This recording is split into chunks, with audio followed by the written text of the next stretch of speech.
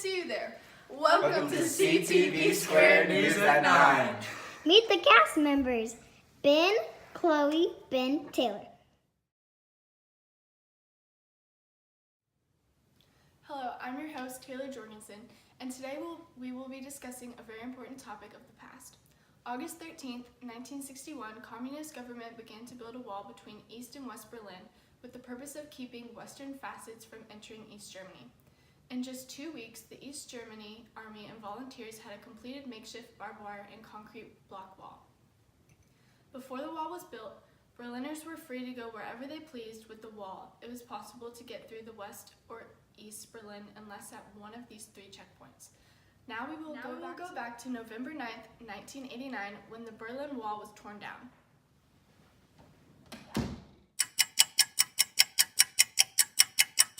This is Taylor Jorgensen reporting live in front of the Berlin Wall. Hello, I'm Chloe Jones. Last night, East Germany communists announced that citizens of the JDR could cross the German wall. Me and 2 million other East Berliners used hammers to knock away chunks of the wall. As we did that, cranes and bulldozers pulled down sections after sections until the wall was destroyed. Now that the wall is gone, Berlin is now united again for the first time since 1945. A year after the wall fell, the reunification of East and West was made official.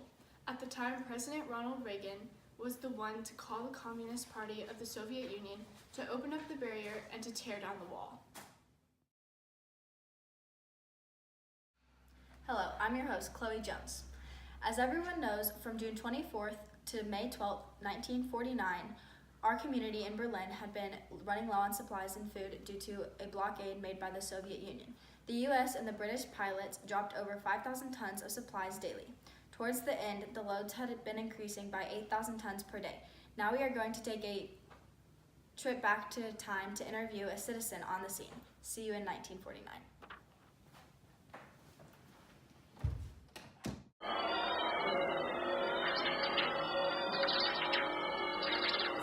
Jones reporting live. We are now here with citizen Taylor Jorgenson. Taylor, tell me about your lifestyle since the blockade occurred. Since June 24th, I have been scavenging for food and resources to survive. Every day around the same time, these airplanes go over the city and drop supplies from the planes using parachutes. I always go to the same spot where they first dropped it off, so I can get at least a candy bar daily. Do you have any idea why the U.S. and British pilots are dropping supplies for that? They keep supplying the city by airways because they're worried that the Soviets will resume the blockade, and we are only trying to disrupt Western supply lines. Looks like we're about to get a supply drop.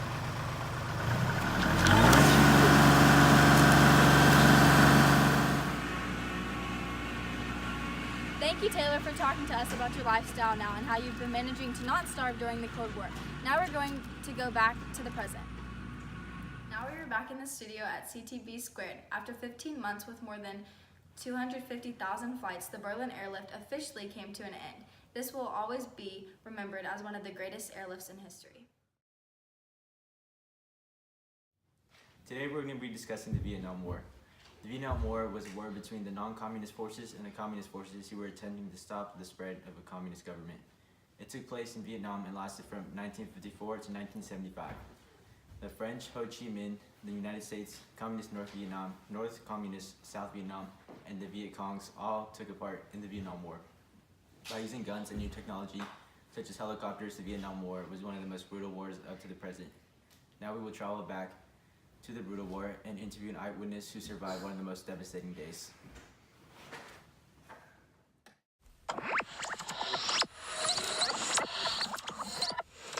I'm here with Ben Moore on February 11th, 1968.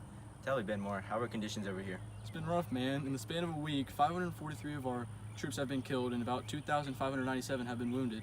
We just can't seem to keep up with the communist army. Supplies are getting low and our water supply isn't getting any bigger.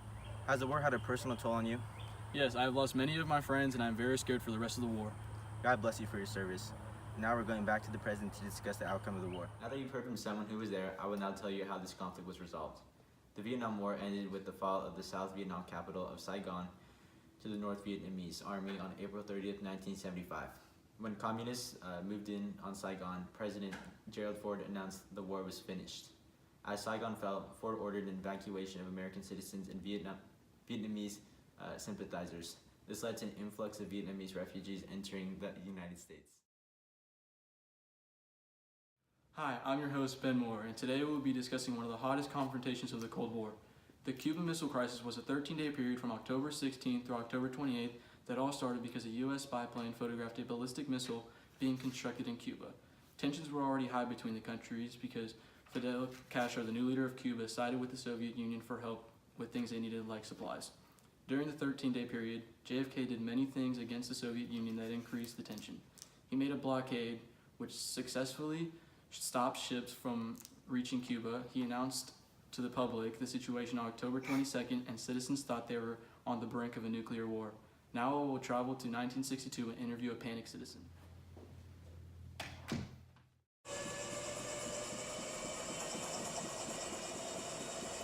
I've now arrived in 1962, where I stand next to a panicked citizen who thinks that the United States and the Soviet Union are going to war.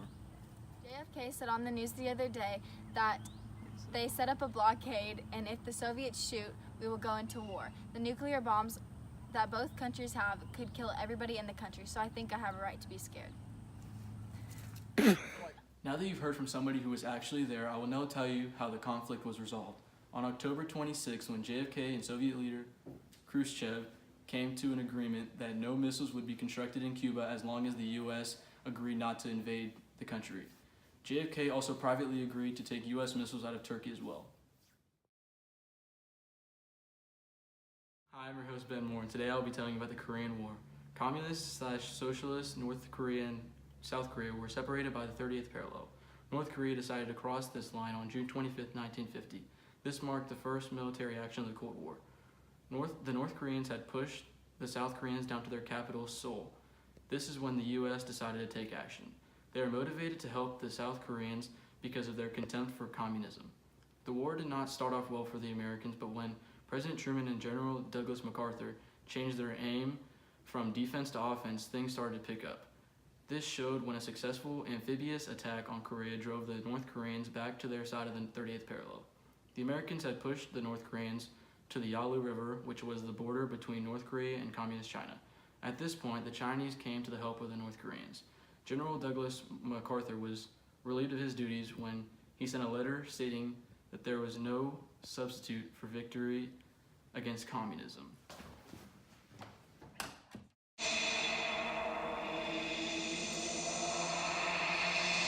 Being a South Korean citizen in the demilitarized zone. How was life during the war?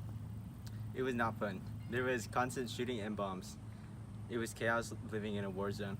But now that this demilitarized zone has stopped, combat between both sides, so we can live in peace. Peace talks started in July 1951 while fighting continued along the 38th parallel.